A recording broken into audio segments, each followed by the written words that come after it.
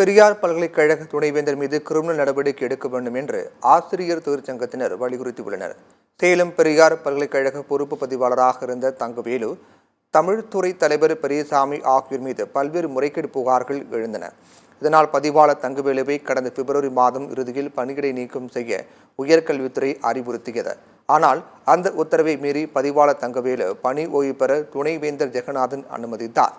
இந்நிலையில் ஓய்வு பெற்ற பதிவாளர் தங்கவேலுவுக்கு பணி ஓய்வு பண பலன்களை வழங்கும் ஆணையை துணைவேந்தர் ஜெகநாதன் பிறப்பித்தார். அந்த ஆணையில் முன்னாள் பதிவாளர் தங்கவேலு மாதாந்திர ஓய்வூதியம் 74,700 ரூபாய் வழங்க அனுமதி அளிக்கப்பட்டுள்ளது.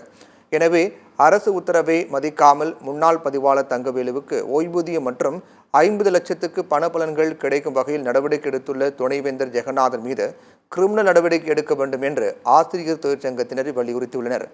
இதனை வலியுறுத்தி மிகப்பெரிய போராட்டத்தில் ஈடுபட உள்ளதாக அவர்கள் தெரிவித்துள்ளனர்.